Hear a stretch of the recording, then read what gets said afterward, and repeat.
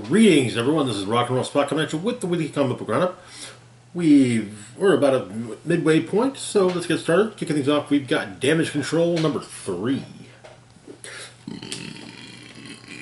Excuse me.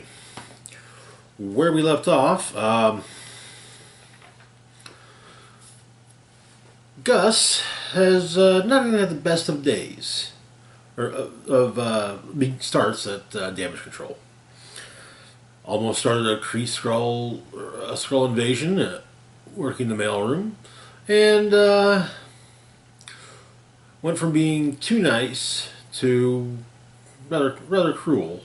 Well, not cruel, but kind of went the full spectrum from nice to hard ass, working in claims. So, well, we'll get to what he's placed in next. So we open up in Trenton, New Jersey, just before dawn, and the Trenton Bridge is destroyed by a giant creature who declares himself Trenton the Terrible. Thor shows up to fight Trenton.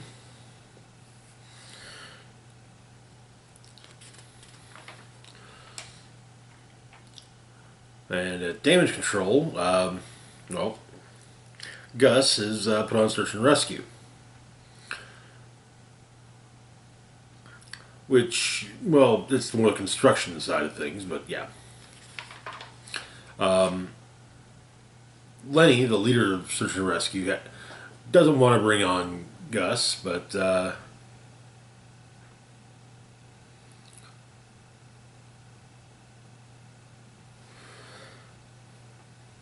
it gets, he gets talked into it. But he's working with the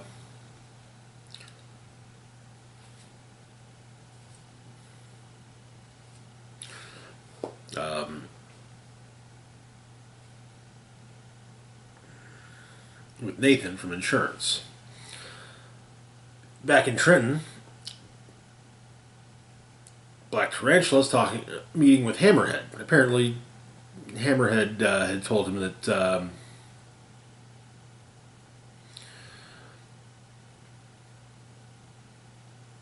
Hammerhead had told Black Tarantula a while back that he wanted to open a laundering operation, money laundering operation.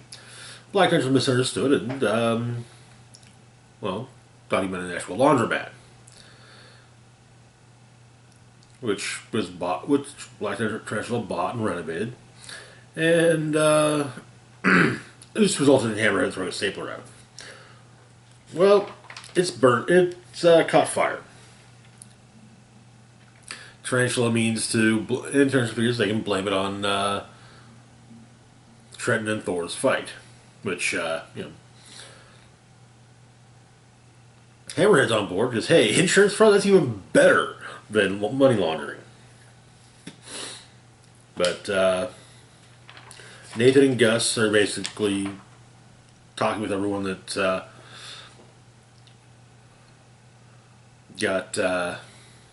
potentially got claimed, including Black Tarantula. Nathan decides not to declines the claim, in part because it's considered act of God, because, Thor is, well, a god. Next, as Trenton is water-based, it's kind of odd that the building caught fire.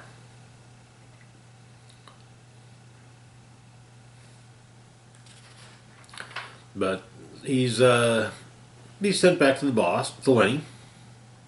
Apparently Lenny has to talk with Thor, and we learn that Trenton was a fisherman.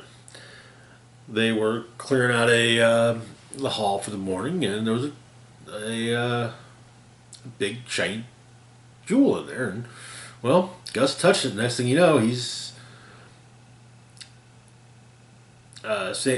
he was Trenton the Terrible, saying stuff like "bah," knocking down bridges, and talking to the third person.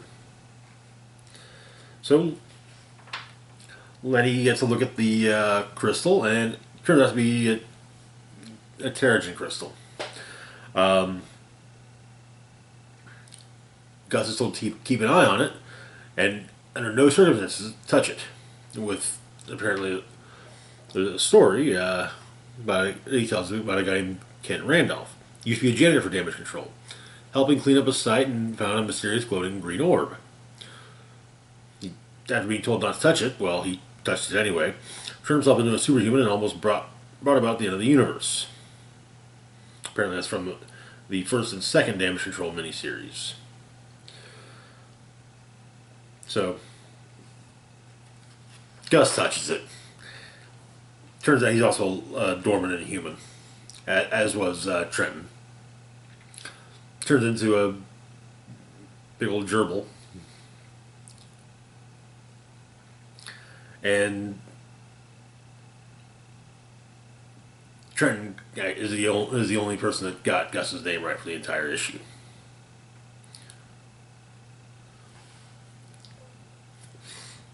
But Lenny tries to be,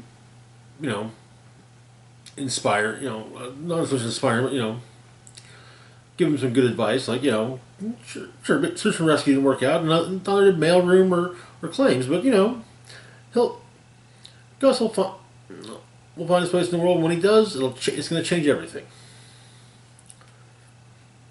And that is where the issue ends. Fun little issue. I had to try and find the previous 15 issues of Damage Control. I'm guessing each was five issue minis beforehand. So, moving on to our next book, we've got Guardians of the Galaxy Cosmic Rewind. I'm fairly certain, I could be wrong, that this is supposed to be a tie-in of sorts to the Disneyland Guardians attraction. The Guardians are the World Mind, I should say, wishes to learn about Terrans and intends to do an interview with one, Peter Quill.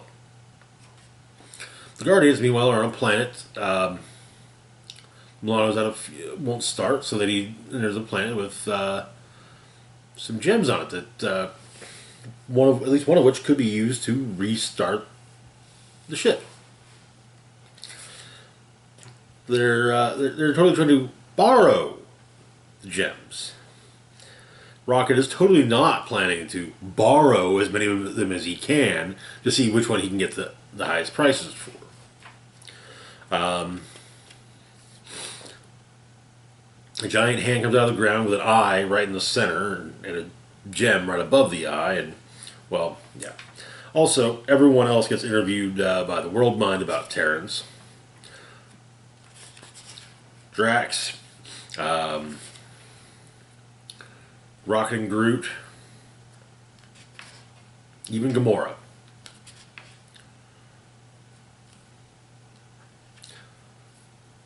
Apparently it was a very comfy chair.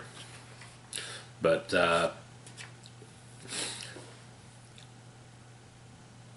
they realize there's no way to pry the gem from the giant hand without killing it. So the plan is come up with a plan where the giant hand will shoot its energy blast into a funnel, and that energy will then be funneled to the ship. There's a slight interlude with what appears to be a celestial wishing to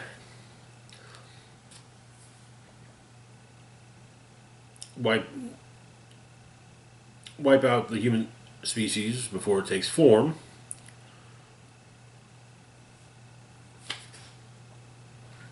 But Groot's able to get the attention of the hand and fires a massive blast of energy at the contraption that Rocket put together, and the ship heads off. Peter does his interview, but they're getting a message from the Nova Corps, and that is where the issue ends. Fun little, I'm guessing one shot. Doesn't say it was to be continued, so I'm guessing it's just a one shot. Guess we'll find out in a month. Moving on to our next book, we've got Hulk number 10. Where we left off, Hulk found a massively gamma-radiated planet that was exploring and discovered statues of him on this planet he'd never been to. And he met with a woman who appears to be the ruler, and, well, she seemed to know who he was and welcomed him. And so we get some flashbacks to more flashbacks to Bruce's childhood. The big thing being that his mom told him when he was, wherever he felt alone, all he remembered his shadow was always there. After his mom was murdered by his father at the police station, Bruce was trying to see it, couldn't find his shadow because of the way the lights were shining on him. But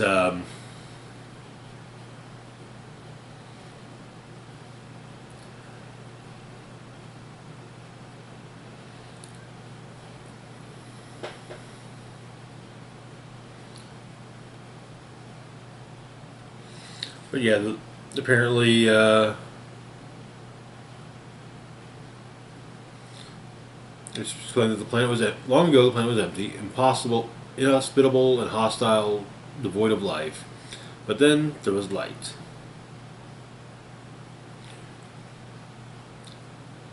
And primitive versions of the creatures that currently live there popped up.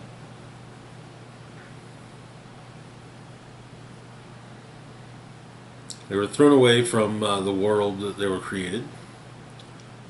Like broken angels, they fell to that world. Cast down by their creators, imperfect, primitive, savage.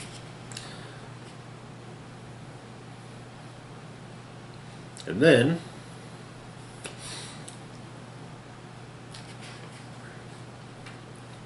basically what happened in El Paso, the energy from what happened in the gamma energy from what happened in El Paso hit the planet and mutate and hulked out everyone.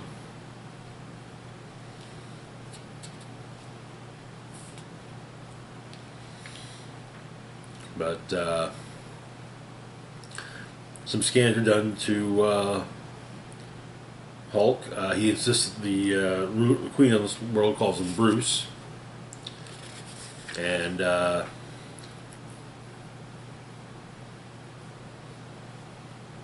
but they found something in the scans, and well, they mean to keep that from him.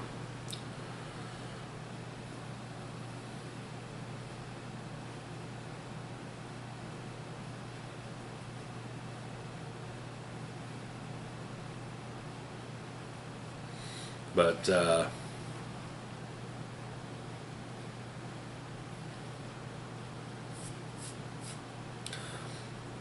one of the people on this planet, called Pave, well, he wants since they're going to be playing the annual God Ball season, starting it that day. Pave wants to play God Ball with Hulk. And he's reminded he can't hurt anyone there, so. Or the Queen is informed of this, of what the scientists found. There's some damage within Hulk's brain, and, well, it seems that Bruce Banner is going to die. That is where the issue ends. This book, honestly, just keeps on getting better.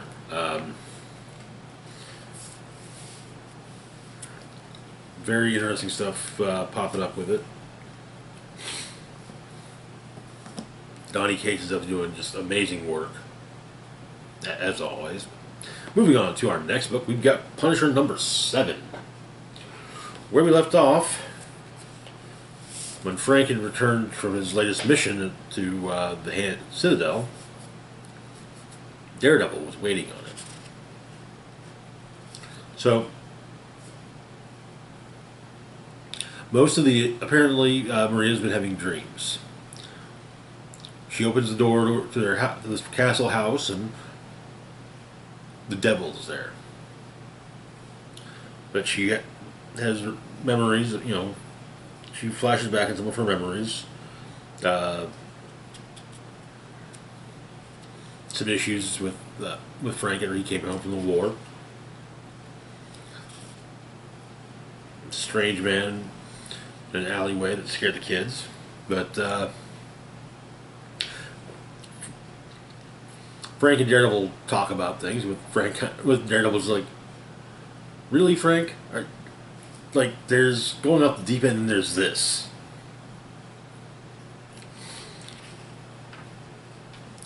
They have the usual Punisher Daredevil fight. More of the flashbacks reveal that apparently Frank's kids were scared of him after he came home, and he spent most nights sleeping outside in a tent. But then Marie was in the hospital for a few days. Got home, the house was a wreck. Went outside, and there were the kids, curled up with Frank. After that, Frank stops sleeping in the tent. But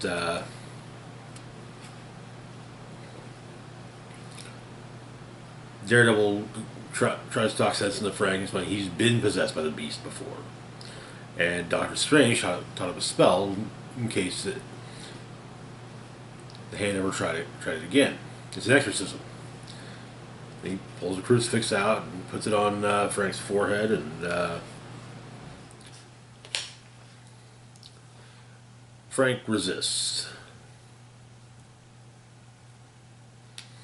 And in fact, even flies up with Daredevil, not like super high or anything.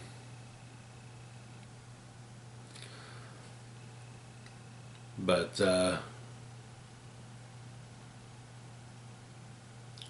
Daredevil has an epiphany that it's not the Beast that he should be worried about. It's Punisher. It's always been Punisher. Daredevil escapes.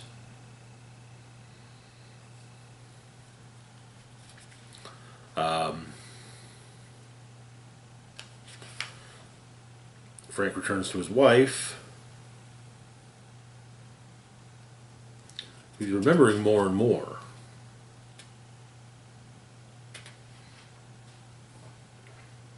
But she asks Frank why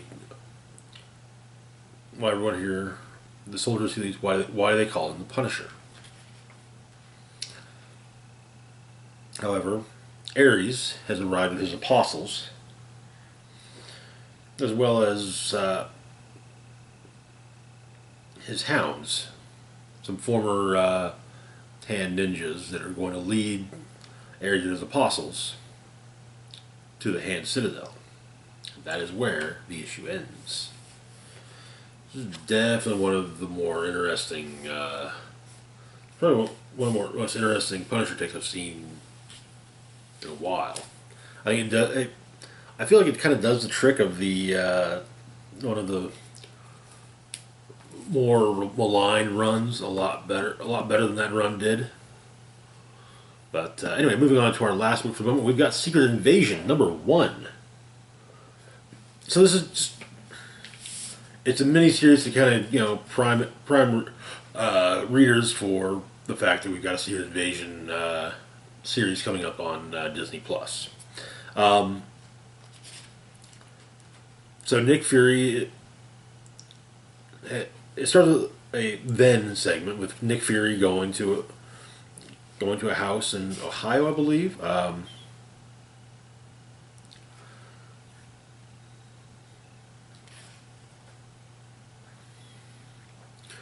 Apparently, the family there is overjoyed that the husband and father died. And the president, Nick's at the CIA headquarters in Langley. See Maria Hill. Guy at the desk is, well, new and puts Fury through all the various hoops he's got to go through to see Maria Hill. Gives him a visitor's badge.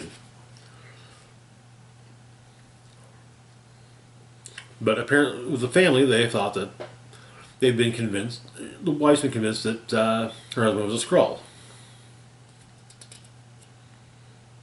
And so clearly,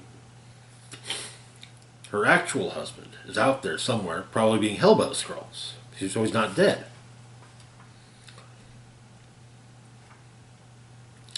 But Marie, Fury and Hill have their meeting.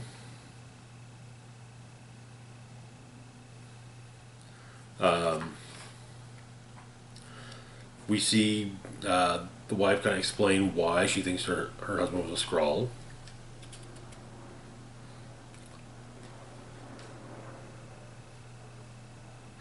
But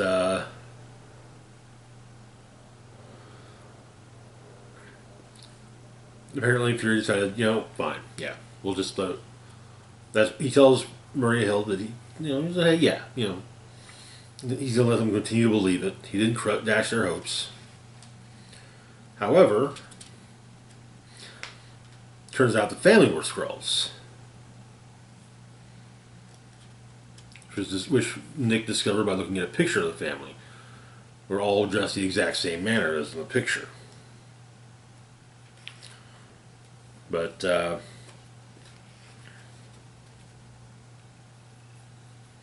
Nick goes unconscious, and Maria Hill asks him how he feels. In the present, Maria Hill asks him how he feels. When he says, fine, she hits an alarm button on her desk, and a bunch of covert operatives pop in, and yeah. Fury's a Skrull.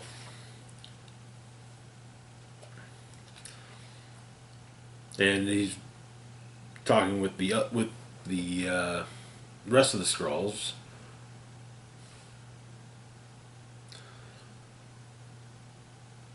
And he's taken other Furies are taken into custody. One at the FBI headquarters in D.C., NSA headquarters in Fort Meade, Homeland Security in Washington, National Reconnaissance Office, Chantilly, Virginia, and the Pentagon.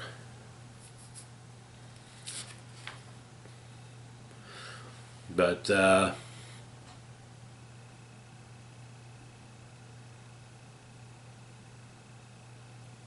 Maria Hill states that she's kind of surprised that the Skrulls didn't just paint numbers on all her backs.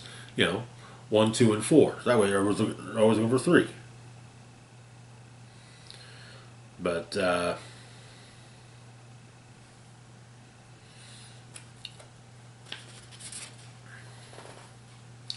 she lets the Avengers know what's going on, and they discuss it. Hill doesn't think there's actually a Skrull in the Avengers, because the Skrull she captured was trying to really drive home the idea of there being a Skrull in the Avengers. Well, there is, though it's unclear as to who it is. That is where the issue ends. Good start. I enjoyed the Secret Invasion crossover event from could have been 15 years ago, from a while ago. And so I'm looking forward to the Disney Plus series, and this mini does look like it'll be interesting. I kind of like the idea of revisiting older events that maybe if there's it's not so much retelling the events, so much as just kind of revisiting the idea of a covert Skrull invasion. But anyway, that is going to do it for now. As always, feel free to like, share, and subscribe. Links to my Facebook, Twitter, Patreon, and PayPal account in the description box down below. This is Rock and Roll Spock signing off, saying, live long and rock hard.